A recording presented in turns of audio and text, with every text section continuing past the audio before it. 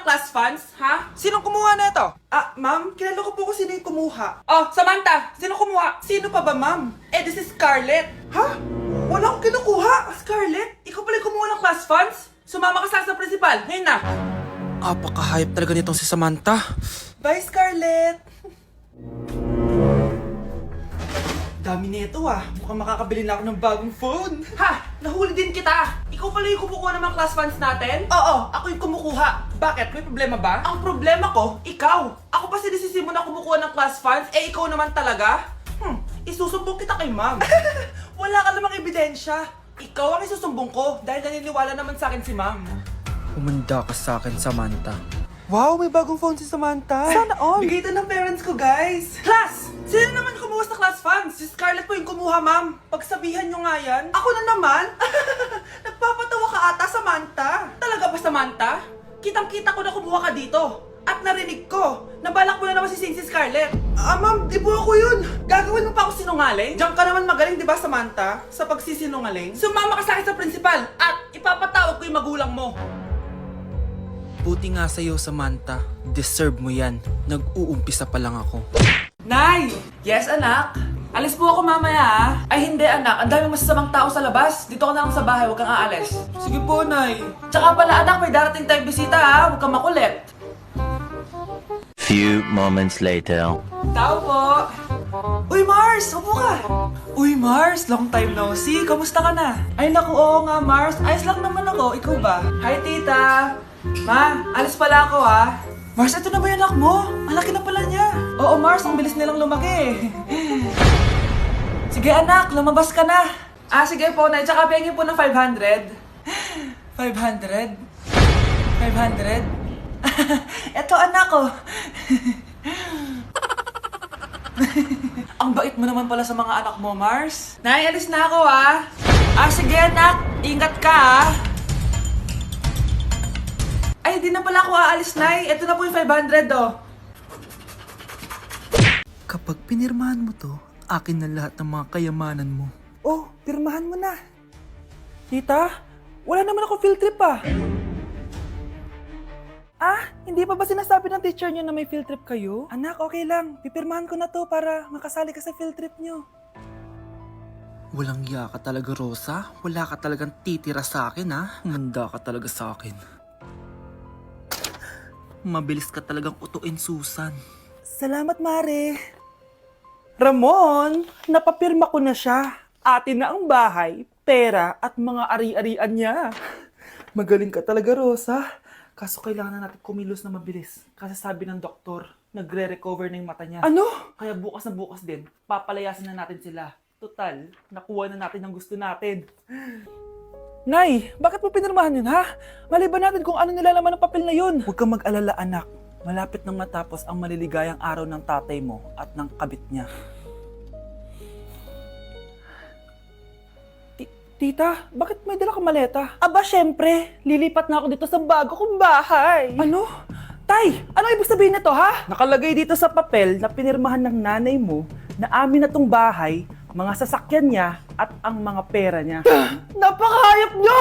Bakit ang ingay? Ano nangyayari? Nay, kinuha na nila lahat sa atin! Ayan, magsama kayo mag-ina. Ngayong nasa amin na ang lahat, pwede na kayong lumayas. Ramon, magse-celebrate tayo, Ang galing nyo din, no? Nakakakita ka? Bago kayo mag-celebrate, i-check nyo muna kung pirma ko ba talaga yung nakalagay dyan. Hindi pwede to! Tay! Attorney! Kita mo naman kung ano ginawa na tong dalawang to, di ba? At nandito na rin ang ebidensya na magpapatunay na naghaharutan sila sa loob ng bahay ko. Anong gagawin nyo sa amin, Mahal, huwag mo naman gawin sa amin to, please, Magbabago ako, please. Sorry kung natatapakan kayo pagka-love team nyo, Arestuhin nyo na yung mga yan. Mag-celebrate kayo sa kulungan. Kayong dalawa, sumama na kayo sa akin sa presinto.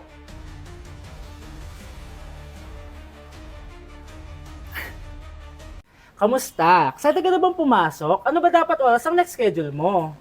9, So bakit nandito ka ng gantong kaaga? Anong oras ka pa pumunta dito?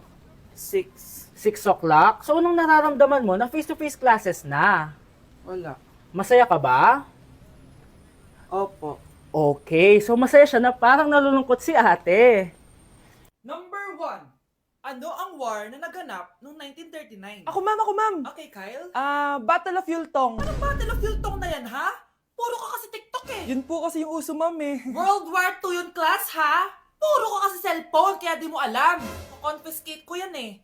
Number 2, madali na lang to, ha? What is the Philippine National Anthem? Ma'am, alam ko yan. Yes, Scarlett. Ano kasi yun, Selos by Shaira? Anong selos-selos, ha? At di ko alam bakit ba nagkakaganto. Pinagluloko niyo ba ako dito, ha? Lupang hinirang yon. Ay, iba pala ma'am. Lahat kasi sila kinakanta yan eh.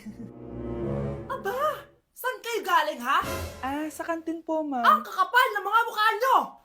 Hindi nyo na alam yung mga boundaries nyo. Bes, alam ko na to. Magte-trending si ma'am. Hala, nakalive pala ako. Gusto mo ba talaga ako makilala, Scarlett? Oo! Dahil hindi ako matatahimik! Magkita tayo malapit sa puno ng mangga. Ako ikaw, Scarlett. Galing ako sa future. Paano? Paano nangyari yun? Basta, Scarlett, ayusin mo yung mga desisyon mo sa buhay, ha? Sige na, baka mahuli pa ako ng mga humahabol sa akin. Sandali! Sino humahabol sa'yo? Sino ba yung humahabol sa kanya? May mangyayari ba masama bukas? Bakit di pa siya tumatawag sa akin? Nay, si Biana po, pumasok sa school. Gumala daw kasama yung mga kaibigan niya. Tumatawag? Hello? Si Scarlett po ba to? Kaibigan po to ni Brianna. Nakidnap po siya kanina. Hindi ko po alam anong gagawin. Tulungan niyo po kami. Sinakay po siya sa van. Nay! Si Brianna! Nakidnap! Diyos ko! Anong gagawin natin, anak? Bakit tayo mo sumagot? Sabihin mo sa akin anong gagawin ko? Nay! Nay! Saan pumunta si nanay?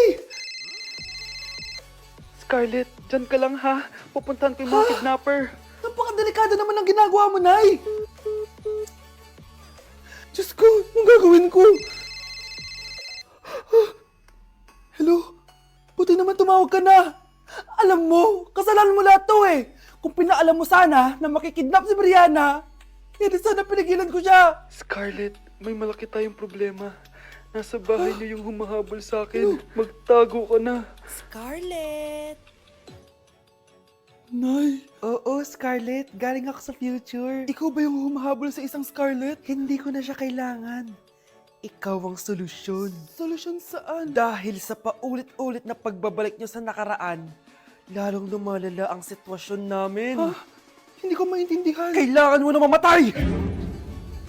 Matagal na dapat kaming patay ni Brianna. Pilit mong binabalikan na nakaraan. Kaya ikaw ang papatayin ko. Nay!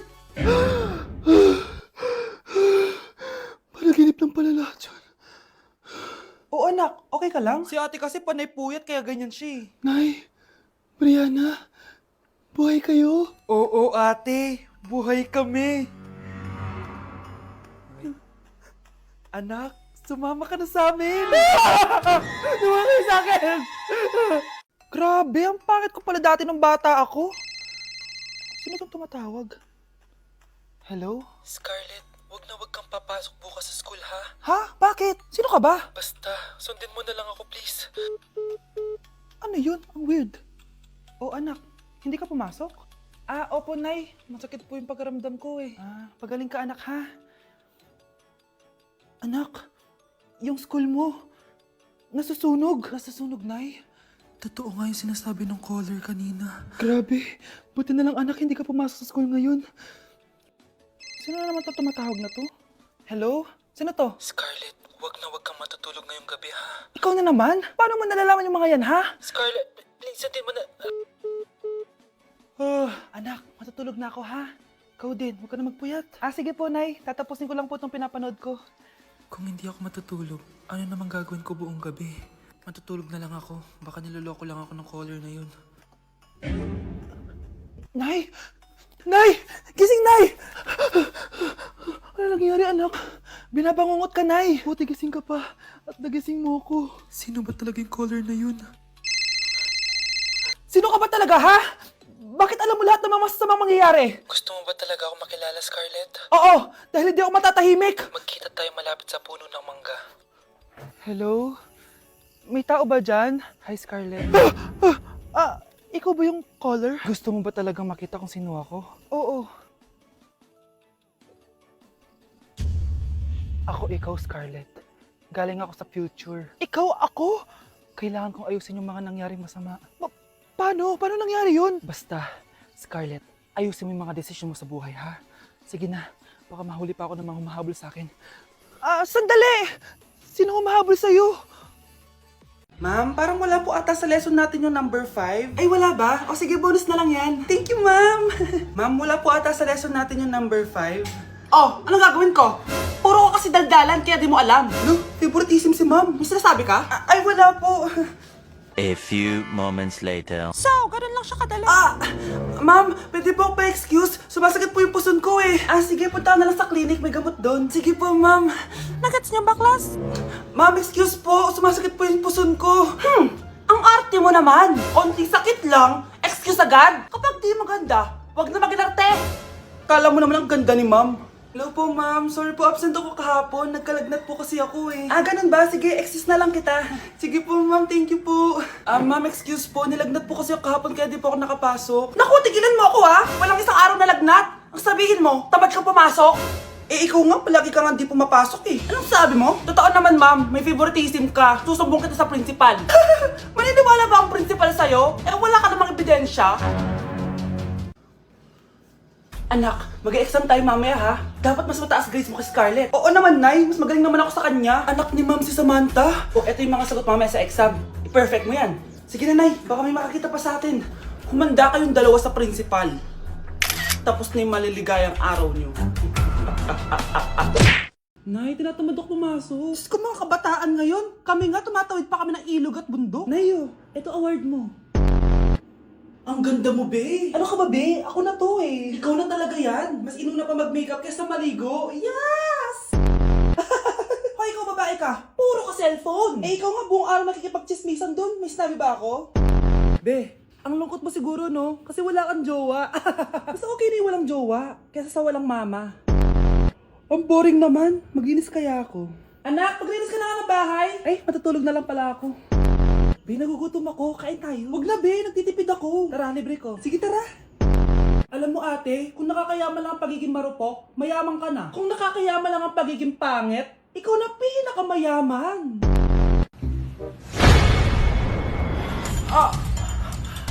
Mahal! Mahal na papalo ka, mahal! Natatay ka ba? Sumasakit yung tiyan ko, mahal!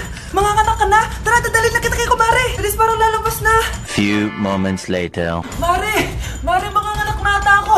Dali, Mare, pumasok ka! Tulungan mo kami! Manganganak na asawa ko! Relax ka lang, Mare! Higang malalim! Mare, di ko na kaya! Mare, kalma ka lang! Higa ka muna! Okay, Mare, ganito! Umiri ka, ha! Oh! Isa pa, Mare! Isa pa! Mare, ang hina naman! Lakasan mo pa! Ayan na, Mare! Nakikita ko na yung ulo! Di ko na kaya! Mare! Mahal! Gumising ka, kikilitiin kita! Mare, ang harot ha! Ayan na!